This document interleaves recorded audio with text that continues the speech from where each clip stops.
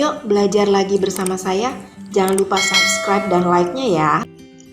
Halo, Assalamualaikum warahmatullahi wabarakatuh. Kita bertemu lagi di pelajaran seni budaya. Kali ini kita akan bahas tentang fungsi seni grafis.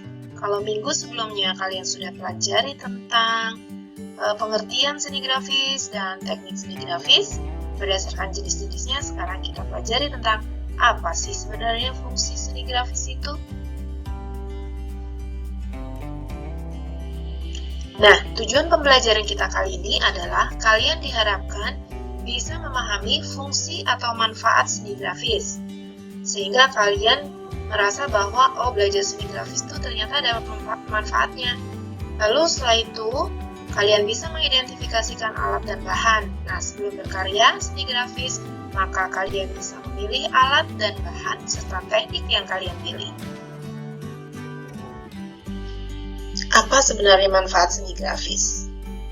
Dibanding kesenian yang lain, sepertinya seni grafis ini punya fungsi yang lebih banyak dibandingkan seni lain seperti estetikanya, kemudian fungsi-fungsi seninya. Seni grafis ini lebih kepada fungsi yang mementingkan nilai ekonomi. Kenapa begitu? Nah, fungsi yang pertama dari seni grafis adalah sebagai media komunikasi. Nah, sekarang kalau kalian lihat, apa sih hubungannya sebenarnya media komunikasi dengan poster yang ada di sini? Nah, kalau kalian lihat di sini, poster ini mengkomunikasikan satu kegiatan, seperti misalnya siapa yang mengundang, kemudian apa nama kegiatannya, lalu di mana kegiatan itu berlangsung, dan kapan kegiatan itu akan dilaksanakan. Lalu apa sih yang menarik dari kegiatan tersebut? Nah, ini adalah komunikasi yang dilakukan melalui seni grafis. Nah, seni grafis biasa dibuat sebagai media komunikasi yang memiliki visual yang mencuri perhatian. Jadi di sini gambarnya juga dibuat semenarik mungkin. Ciri-cirinya, seni grafis dilengkapi dengan kalimat yang menarik. Seperti di sini ada dapatkan giveaway. Nah, ini adalah salah satu kalimat yang menarik dari poster ini. Kemudian yang berikutnya, bukan hanya ada gambar-gambar saja, tetapi juga ada tulisan-tulisan, di mana tulisan inilah yang berbicara atau berkomunikasi dengan para pembacanya. Nah, sedangkan yang kedua adalah sebagai media promosi. Sekarang kalian lihat di sini, Blackin aja. Nah, ini adalah satu promosi tentang shampoo. Jadi, mereka mengkomunikasikan produk yang mereka ingin jual dan apa sih kelebihan dari produk-produk tersebut. Nah, ini adalah satu bentuk promosi. Nah, seni grafis sebagai salah satu media promosi bisa digunakan untuk memperkenalkan produk seperti yang ada di sini. Kemudian, ciri-cirinya dia lebih informatif dan eye-catching ketika dilihat. Nah, mungkin di sini warnanya yang kurang eye-catching, tapi kalau menurut Ibu sih ini sudah eye-catching. Nah, demikian juga dengan gambarnya. Orang akan melihat nih gambar apa tuh ya, gitu. Oh, ternyata produk shampoo. Nah, selanjutnya sebagai apresiasi seni. Nah, kalau sebagai apresiasi seni, biasanya seni grafis di sini menonjolkan estetika. Kalian lihat di sini, dia lebih menonjolkan kepada seninya.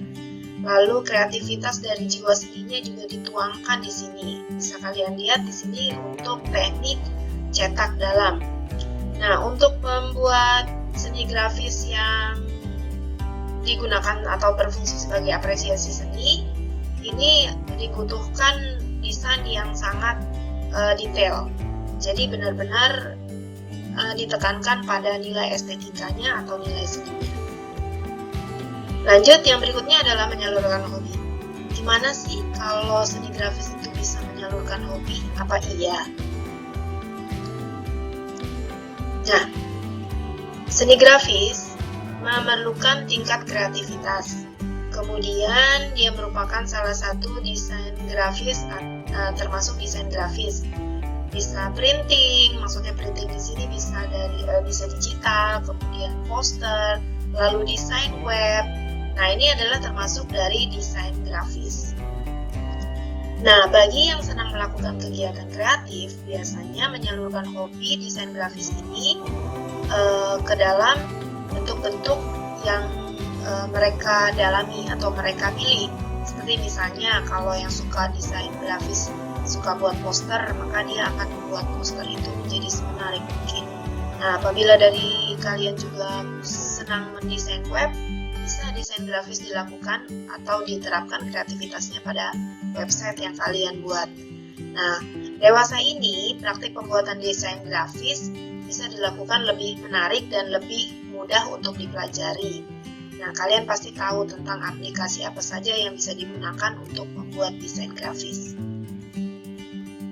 Kemudian yang berikutnya, bisa menghasilkan uang. Apa iya desain grafis bisa menghasilkan uang?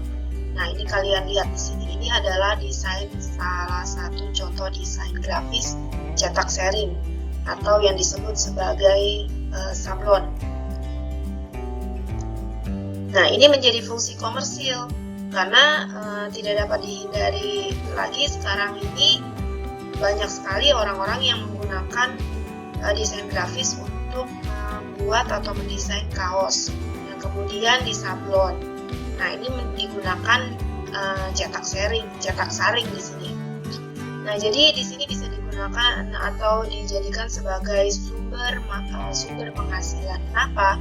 Karena bisa dijual, desainnya dijual, kemudian hasil sablonannya juga bisa dijual. Nah, sebelum melakukan satu atau berkarya seni grafis, maka kalian harus tahu dulu alat dan bahan. Nah, alat dan bahannya bagaimana? Alat dan bahan ini tergantung pada teknik pembuatan yang kalian pilih. Jadi, masing-masing teknik akan memiliki alat dan bahan yang berbeda. Nah, umumnya alat yang sering digunakan adalah ini: pisau, burin, kemudian pisau pahat, paku atau besi runcing, screen, meja sablon, kamera, komputer, printer, dan rakel. Kita lanjutkan. Nah, Ibu tidak akan membahas semua, tetapi hanya Ibu akan bahas benda-benda atau alat-alat yang jarang terdengar atau mungkin belum pernah dengar. Yang pertama adalah ini, paku atau yang sering disebut sebagai burin. Pada media teknik engraving, paku atau burin ini digunakan untuk mengukir logam, karena biasanya engraving ini menggunakan plat seperti plat aluminium atau kuningan. Kemudian yang berikutnya adalah screen. Seperti apa screen itu ya, dan apa sih fungsinya? Nah, ini adalah screen. Seperti figura yang dilapisi, kain yang dilapisi oleh figura. Nah, itu fungsinya. Nah, jadi screen ini digunakan untuk cetak saring. Nah, fungsinya adalah mengantarkan tinta sablon ke objek yang mau disablon. Contohnya seperti mau nyablon kaos atau nyablon tas. Nah, ini contohnya seperti ini. Jadi ini screennya, kemudian ini kain, ini kain, kemudian gambarnya ditaruh di sini, kemudian ini catnya. Jadi dia menghantarkan cat ke objeknya secara tidak langsung. Nah, kemudian yang berikutnya adalah meja catok atau meja sablon. Nah, meja sablon ini digunakan untuk proses penyinaran dan membuat pola pada screen. Jadi screen yang mau dicetak atau screen yang mau digunakan sebagai pola daripada sablon itu digambar di atas meja sablon. Umumnya bagian meja ini diterangi dengan lampu sehingga memberikan efek panas.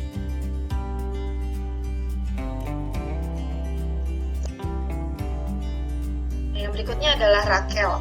Rakel ini gunanya adalah untuk meratakan tinta yang dipakai untuk teknik sablon. Nah, jadi tinta ini diratakan dengan menggunakan menggunakan rakel. Nah, tinta yang ada di atas screen ini agar menempel pada media sablon atau agar menempel pada kertas atau plastik. Nah, biasanya rakel ini digunakan untuk sablon manual. Kalau sablon mesin biasanya tinggal masuk ke dalam mesin, kemudian keluar dia sudah ada gambarnya atau sudah tercetak. Nah, sedangkan untuk sablon manual dilakukan seperti ini. Jadi menggunakan rakel untuk meratakan tinta. Nah, sekarang bahan-bahan apa sih yang bisa digunakan untuk membuat cetak grafis atau seni grafis? Bahan-bahannya pun juga harus sesuai dengan teknik yang dipilih. Seperti contohnya cat minyak, kemudian tinta, lalu ulano. Ulano ini adalah bahan atau obat cetak. Kalau dulu dikenal sebagai afdruk. Nah, obat cetak ini biasanya digunakan untuk foto, bentuknya seperti pasta. Lalu yang berikutnya cat sablon. Nah, ini cat khusus. Jadi kalau misalkan untuk penyablon tidak bisa menggunakan cat air atau cat akrilik, tapi khusus untuk kaos itu biasanya digunakan cat sablon. Nah, baiklah Nana, itu adalah materi kita hari ini. Selamat berkarya, pilih teknik yang menurut kalian adalah yang paling mudah, kemudian kalian bisa mencobanya di rumah. Assalamualaikum warahmatullahi wabarakatuh.